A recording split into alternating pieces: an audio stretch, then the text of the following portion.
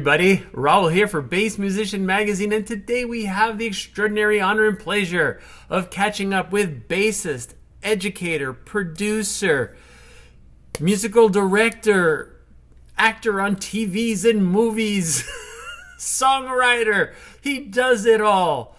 Bill the Buddha Dickens. Hey, how you doing? So good to see you. Oh man, it's so great to see you too. We have been in touch over the years through so many things. We've been, touching base at NAMM shows. We were there in 2019 when you got the Believer in Music Award. Yeah. We had you on the cover with our extended range legend bassist group.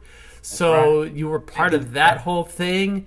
We've listened to you performing both on stage at NAMM, but also your CD. I remember we did a review on that in 2015. Right. So you're just one busy guy. You're just always like that ever rowdy bunny, just always going and going and going and going. So we like to get to know a little bit about your past, though. How did you get started in music, particularly on bass? My mother was taking guitar lessons, and I wasn't even born. Her and my sister were taking lessons at a studio called Carnes Music Store in Evanston, Illinois. And my mother was always into music. But the thing different about her, she was really connected to the live music scene.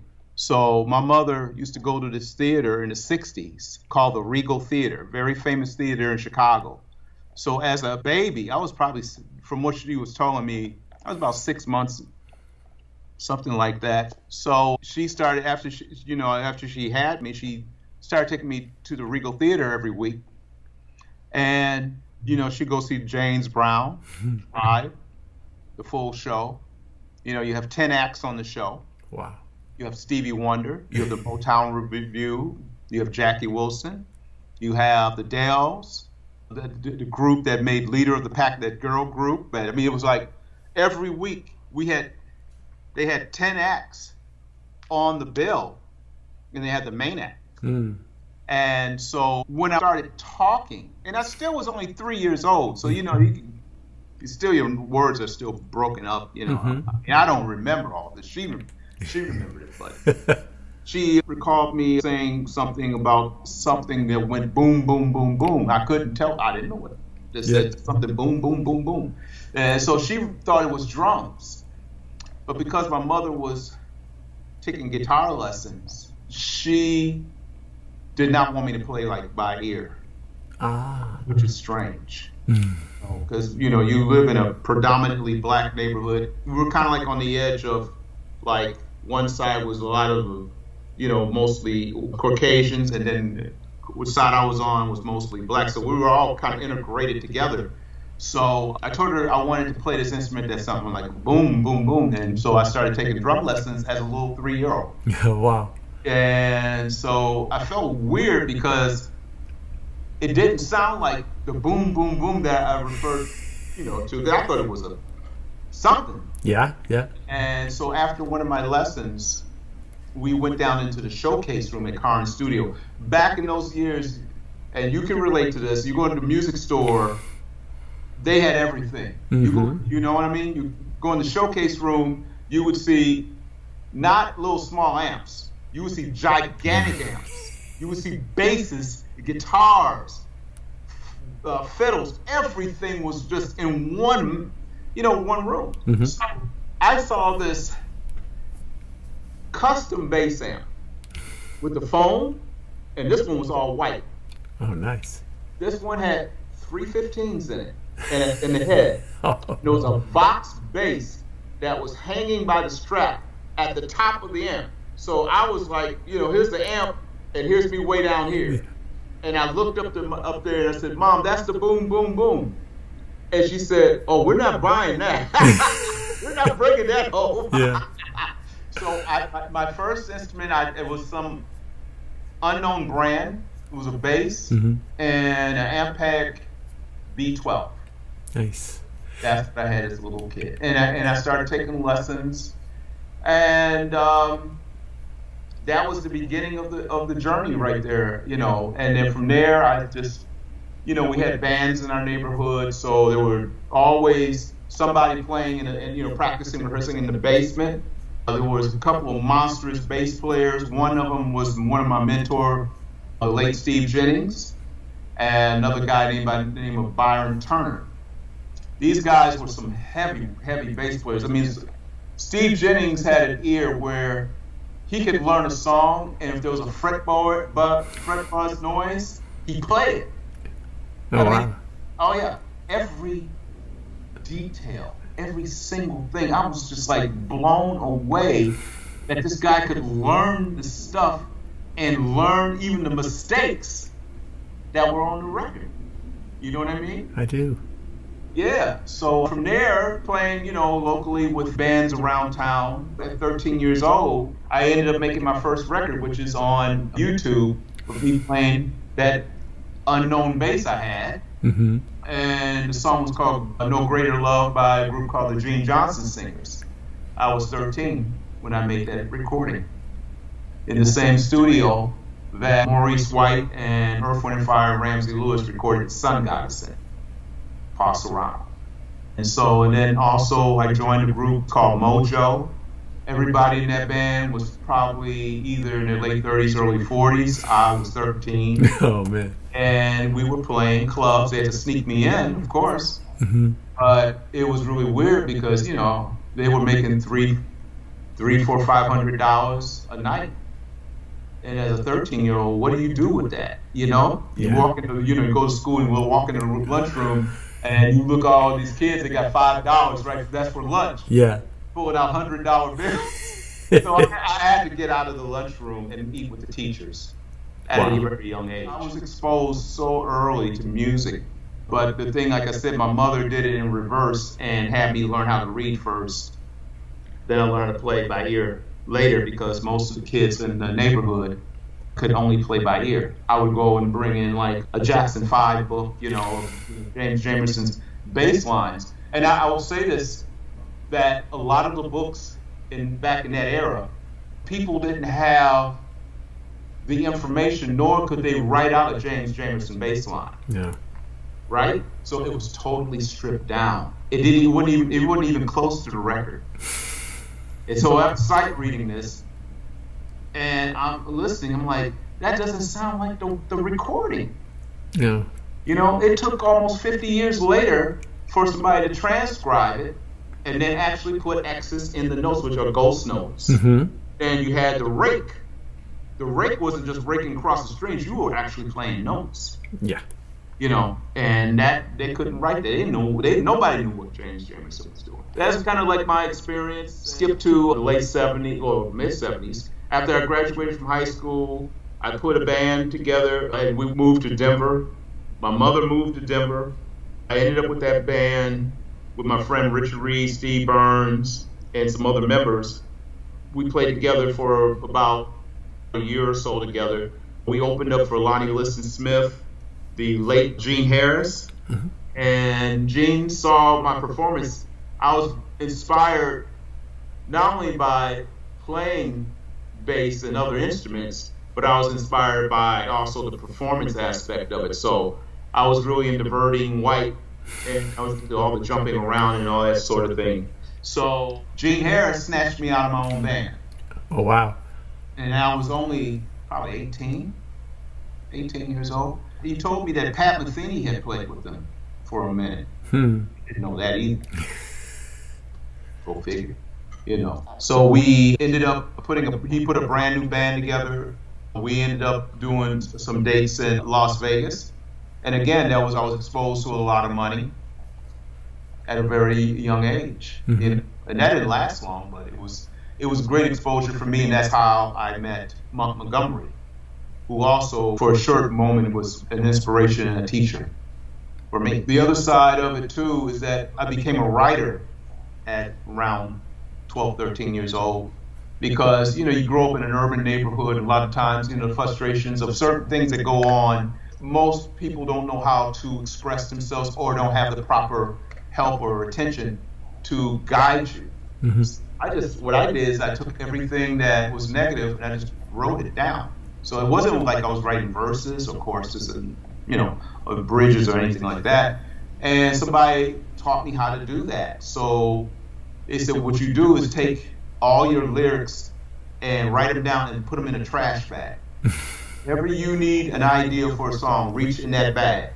Well, I didn't realize that when I reached in that bag, I said, wow, did I actually go through this? You know, like, whoa, you know, some pretty heavy stuff. But I ended up with a group called North, South, East, and West who was signed to a label. I was 16, I was still in high school. And the guitarist, his name was Bobby Robinson, he was in the play Jesus Christ Superstar, and guitar in that. The group would consist of 2 brothers and 2 sisters. They were looking for material.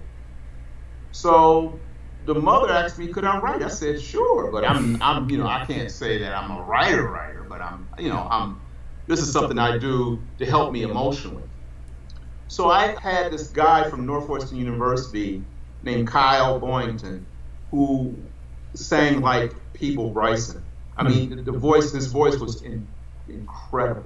So I wrote a couple of songs and had him do, you know, the demos and put it on a little cassette tape, and I'm playing piano. So I said, well, I have something here, you know, I'm not thinking they would like it or not. I'm just like, this is something I just do as a pastime. And so I submitted the cassette. The manager, who was the mother, took it home and they listened to it. And they said, this is a smash hit. I'm like, what's a smash hit? I didn't know, you know. She said, this is incredible. So I ended up going to one of the biggest studios in Chicago, CRC, to hear my song recorded. And it was a production company, and it was run by one of the radio programmers, Lucky Cordell. So I ended up going to the studio and hearing my song rearranged. I don't know nothing about this. Okay, so I came in for the rhythm track when they did the rhythm day. So I see all these musicians, and I didn't realize who I didn't know who they were. Come to find out, a lot of them recorded for Curtis Mayfield and Curtin Records. So I heard my song rearranged. I didn't recognize it anymore. So they thought it was a smash hit. They recorded the rhythm section, and then they came back and hired a small group, the Chicago Symphony, to do the strings. Now you got to understand, I'm only 16 years old. I don't know what to think. It's too overwhelming. It's happening too fast. And then after that song was recorded, they asked me if I had anything else. I said, I mean, you can listen to this as another song that, you know, you can listen to on this cassette. And they listened to it and said, we love it. I'm like, this is not making sense to me. I really don't, I'm just like, I don't know nothing about songwriting like that. And so it was funny, after that whole situation, and actually I got signed to my first writer's deal to Lucky Cordell, which I didn't know nothing about no lawyer's language and terms and that sort of thing. So, you know, signed a lot of my rights away. So going fast forward, one day I get a call from a fellow friend of mine, musician, and he said to me that he was going to Northeastern University. They were looking for a bass player for the jazz band. And you know, I said, yeah, I said, that's great. He said, no, you came highly recommended. Again, I was like, what? And so I came down, and maybe I had, you know, at that point I had some kind of little reputation from my playing, recording, and so forth. But I ended up in this jazz band with some of the greatest musicians at that time, probably on the planet. And we ended up winning the jazz competition for the United States. Wow. 1979. We beat out all the bands. And the judges were like Tony Williams, Ron Carter, I think Herbie was there. You know, some heavyweights, man. Mm-hmm. So we went over to Poland. It was about 3 months. So I studied at the University of Warsaw there, and also I toured with the jazz band representing the United States. Nice. So that's kind of another one of those things, man. And after that was over with, I ended up auditioning for this folk singer. Ever heard of Richie Havens? Yes. So there's another guy that you may or may not know of. His name is Terry Collier. Terry Collier was like the other Richie Havens that came out of the 60s. Had a bunch of records out. I auditioned for him, got the gig, and started doing, shows with him for a short while. And it was just Terry on guitar and vocals, a percussion player, and me on bass. But by that time, I had already kind of started developing my 9-finger style, custom style. So you really didn't need a drummer. So I did that for a short minute. And then after I left that, I got married. And probably a month after I got married, I remember going to a Earth, Wind and Fire show. And I remember walking in, into this big, huge 20,000 seat theater, or, stadium, what you would call it. Yeah. And I ran into Ramsey Lewis. Oh. And I didn't know him for him. I just said, hey, I'm a big fan, man. I love Sun Goddess. And, in crowd, I grew up on that, Hang On Sloopy. And he was very nice to me. He talked to me. And I said, yeah, I play bass as well. That doesn't mean anything to a person like that. So my drum teacher, one of my drum teachers was Frank Donaldson. He was a mentor for me. He was in a band called Rasputin Stash that was a pretty heavy group at that time. And the bass player, Bruce Butler, was one of my heroes because he was the only bass player other than Jaco Pastorius. I don't know if you heard this before, but the acoustic 360 to 371, the speaker was facing backwards. So because of that, you never heard the sound of your bass when you're standing up right in front of the amp. But if you go to the back of the room, you hear it is blasting. Well, for some reason, Jaco Pastorius and Bruce Butler were the only two guys that were able to make that amp sound like it was a front-loaded speaker. Wow. It inspired me to start thinking about tone and thinking about how to approach my sound as a bass player. Like you said, so many stories. But the other thing is I left out is that I met Jaco Pastorius the year I graduated from high school. Oh, wow. And he was touring with the Headhunters. It was Equal Bill, Jaco Pastorius, and Headhunters. Herbie Hancock and the Headhunters. But Jaco was playing with the Headhunters. So I got a chance to see that. And he was touring for his first solo album, which I didn't understand all that stuff he was playing. I didn't, I'm just playing rock and roll and just groove stuff. I didn't know all the soul and all this, and I'm hearing like church bells. I didn't know what harmonics was. Like, sound like a bunch of church bells to me. Yeah. So I got a chance to see that show, and they took an intermission, and I met Jaco outside of the theater with his bass around his neck. And I just said hi. I'm just, I'm no nobody, man, And I said, hey, man, I love the sound of that instrument. Man, you're just incredible. How do you get this sound out of your bass? I didn't even know what a fretless was. Jaco took his bass off and put it around my neck. Oh, wow. I played the first note, second note, nothing came out of it. And I said, Jaco, how do you get notes out of this instrument? So he took his thumbs, his thumbs are double jointed. So he did that in front of my face. And I said, you're an alien.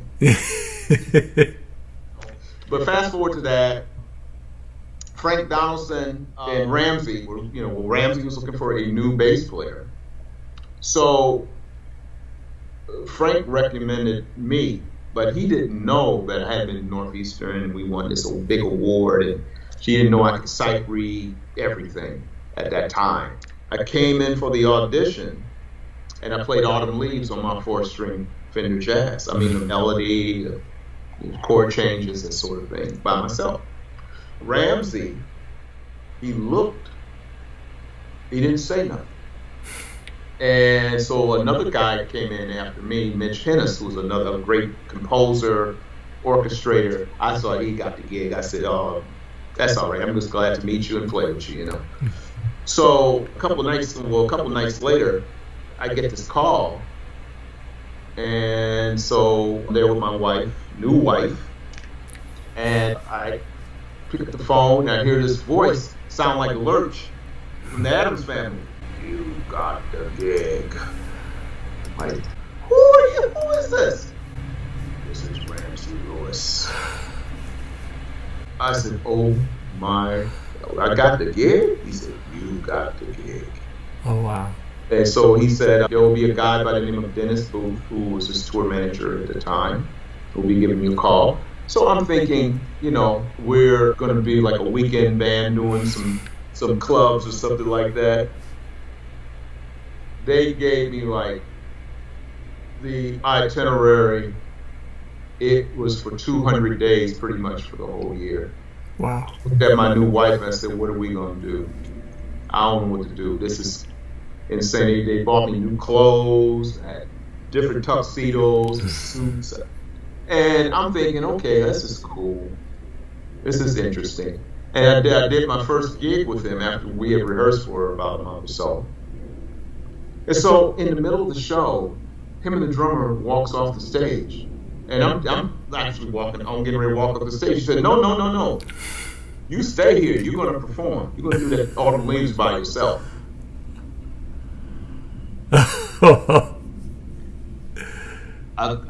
You know, you're talking about 5,000 people. Oh, it man. looked like the scene in the Christmas cartoon with the Peanuts gang, and you remember when you had Linus with that, I think it was Linus with that blanket, and had all the dirt coming off of it, and they had the spotlight on him, and it's like, you hear nothing. Yeah. That's what was happening with me. It was like, I'm standing, and it's 5,000 people waiting for me to play. So I'm sitting there and I'm noodling around. I'm not sure what to do, you know, and I did I did my thing, and then about 5-10 minutes later, Ramsey, the drummer, walks back on stage and we play Autumn Leaves. Wow. Ramsey taught me, he said, listen, you have to learn to keep the melody always first, because that's what the audience relates to. They're not musicians like us. All that stuff you're playing, they don't understand that. You have to entertain them. You have to keep drawing them into you. So 9 years of that. Wow. You know? And then also the same question came up with Ramsey Lewis when I got the gig. He said, can you write? I said, yeah, I can write. He says, I have a piano downstairs in the basement. Why don't you go and write me something? I said, okay. So I came up with my first song, and again, it was that same thing, like, he's not going to accept any of my stuff. I'm like, I don't feel that I'm like that good of a writer. So I wrote this song, went home, wrote a chart out for him, and he played it and he said, I love it. I said, this is deja vu. He said, go write me another one. And he named it A Special Place. So you remember, I just got the gig. And so I wrote another song for him. And he said, I love it too. But I didn't realize that Ramsey wasn't really a songwriter. He was just trying to fill the album up. You know? So I had 2 songs. And he said, I got this little idea that I'm working on. See what you can do to develop this. So I went and came up with some ideas and gave it to him. He put some ideas to it. The drummer put some ideas to it.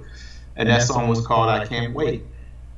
And that song became the single.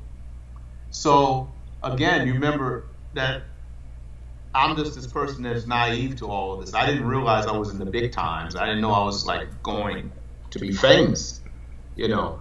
And so the song came out in 82. It was in heavy rotation on R&B radio. 10, 12 times a day I heard the song. And the song was featuring me on bass. And I didn't realize this till decades later, that I was told I was like one of 5 bass players in the history of R&B music to get a solo on R&B radio all across the country. I didn't know that. And you had Scorpio, Bob Abbott. You had the Gap Band, Ronnie Wilson. You had Bootsy Collins. We got to put Larry Graham on there.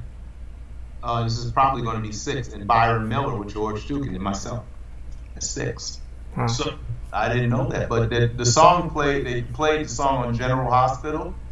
I'm looking at all these doctors and nurses, and they're dancing and trying to keep rhythm, But I was just blown to bits. I'm like, I'm hearing the song, and then I'm hearing my bass solo.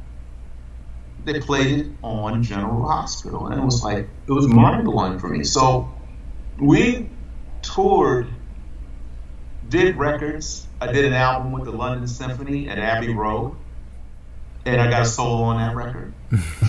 And I had the Smith Jackson bass.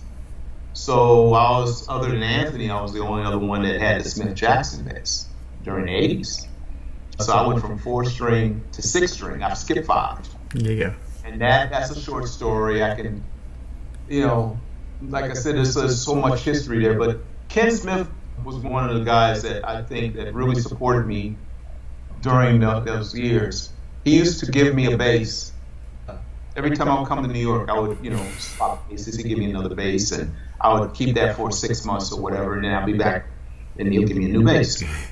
So one time, I was playing at Fat Tuesdays with Ramsey Lewis, and somebody told me Anthony Jackson with Eyewitness, Steve Jordan, Steve Kahn, those guys were playing at 7th Avenue South. So I went over there, and watched Anthony play his Smith Jackson bass, which was mind blowing. Because I've never seen no 6-string bass, and I'm sitting right in front of him, and he's reading like a maniac, So I went down there 3 straight nights, and Ken and I, I'm glad I can say this now. Ken and I used to be sparring partners in martial arts. I used to spar with him, and so. Long story short, I had one of the Ken's 4-strings, right? So he came down to see me perform at Fat Tuesdays. And of course, Ramsey gives me my solo spot in the show, and they leave the stage. So I played the song Willow Weep for Me by myself. Ken said he started crying. It was emotionally connected to him. He said it was so heavy, it just said tears started coming out of his eyes. The following day, he called me over, and we, got together, and we had lunch and so forth. And he said to me, because I had brought my other bass over, because he said, bring your bass with you. And I said, cool. I figured he was going to give me another 4-string. So he says, leave this bass here. I want you to take this bass here in this case. Do not open it till you get back to the hotel. I said, okay. I'll get back to my hotel. And it was in slow motion. Because I was like, I didn't know. I said, what kind of bass is this? I'm super excited, 4-string. So I opened the case, and I'll pull the bass out. I only pulled the headstock out. So I saw 3 keys instead of 2. Half the headstock, right? So I'm like, was this a 5-string? What is this? And I pulled the rest of the headstock out. It was 6 tuning keys. And I pulled the bass out. And I said, oh my God, he gave me the wrong bass. Honestly, I thought he gave me the wrong bass. I said, this is Smith Jackson bass. I called him back. I said, Ken, you gave me the wrong bass. This is the Smith Jackson bass. He said, Bill, after hearing you play Willow Weep for Me, you deserve this bass. I said, Ken, I can't pay $10,000. Can't pay no $10,000 for an instrument like this. No, don't worry about it. We'll work it out. Just take it, it's yours. You have to understand something. That if you go from 4-string to 6-string, you don't know where your hands are going to end up. Yeah. So I played the gig. 2 things happened. To get on the gig, this bass had lights all at the bottom of it, and that ran Ramsey crazy. He said, turn lights off. I said, I don't know how, man. And then also, then we started playing, we did our show. And it's like, I thought it was a short in the bass. And I'm playing, and it's like, why does these notes keep dropping out? And I figured out that my right hand was playing on one string and my left hand was striking another string. I was totally lost, man. So I didn't know I was making history because I was performing, playing 10,000 people a night, TV shows. We did Arsenio Hall. Arsenio took a liking to me, not knowing that they were going to play this show, replay this show 2 or 3 times, and hundreds of millions, if not billions of people saw that show with me soloing. I started out our set with me soloing. I didn't know, man. And John Patitucci said that the 2 people that inspired him to actually pick up a 6 was Anthony Jackson and Bill Dickens. I had no idea. And, all of that exposure, and a lot of people say, well, Bill, in this generation, you didn't really get the credit you deserve. I said, man, and I thought about it, like, I was famous back then. I was in a trio, playing all over the world, but went around the planet more than once. Constant interviews and shows and TV shows and recording, and it was beyond belief. I had never done nothing like that in my life. From that point, after writing for Ramsey, performing with Ramsey, his last record, I co-produced his record. That was mind-blowing. And I played different instruments. I played keyboards, synth bass, I vocal coach, I wrote horn arrangements. He gave me everything. He just let me do whatever I wanted to do. And I think I penned 4 songs on that record. And I ended up getting the single, which is a song I've been playing forever. It was originally called Bernice. And that was a hit record by, Ramsey Lewis recorded, and he put it out as a single. And then it was the end of that chapter. And then after that, it was into writing and producing after I left Ramsey. So I ended up being the house producer of a $5 million studio called AD Studio. And the studio was designed by Bruce Sweding in Milwaukee, Wisconsin. So we worked with Cheap Trick, Bodines. I almost remixed and did an arrangement for Janet Jackson of Black Cat. And that was the next page of my life. It went from being a jazz musician to being a record producer, making, enough money to get by with Ramsey, to making hundreds of thousands of dollars as a producer. And that's the journey. Pinned a #1 Billboard hit on a girl named Shawn Christopher called Don't Lose the Magic, which was, we took over Michael Jackson's #1 spot on Black and White. And that was Clyde Davis and Era stuff. I also wrote for Aretha Franklin. And on her comeback album, Rose is Still a Rose, I had the 3rd single, In Case You Forgot. That was written by myself and Tim Gant and Michael Gray. That earned us our first gold single, and I believe the record went platinum, double platinum, something like that, worldwide. And then from there, of course, I wasn't really playing bass anymore. I quit. I was a songwriter and producer. And Victor Wooten, of course, who saw me back in the 80s on Arsenio Hall, went on a quest to find Bill Dickens. And when he finally really got a chance to talk to me, I wasn't a bass player anymore. And so his quest was to get me back to playing, because he said it would be a shame that my generation won't have a chance to see you. That's how I, came back to playing. The rest was history. Wow. That's #1. See, this is exactly the kind of thing I'm so happy that you're able to share, because so many people, they don't know as much about history. They don't, and I think for a lot of musicians, I know that some might say, well, you were just lucky, you're in the right place at the right time. What I'm getting is that you were very open to evolving, you were open to talking, you were good to work with.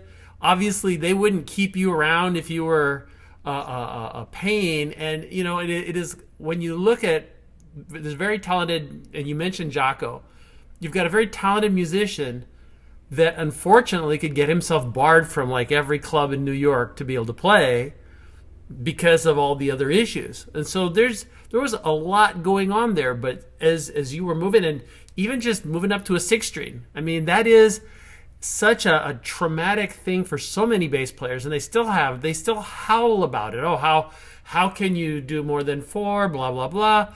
But it's whatever you need to express yourself. And so as a trailblazer, you, Anthony, these cats that were willing, Patitucci, I mean, there's so few, but they're the ones that are willing to take the chance to just go out there and push the envelope and go, see, I'm changing how this is.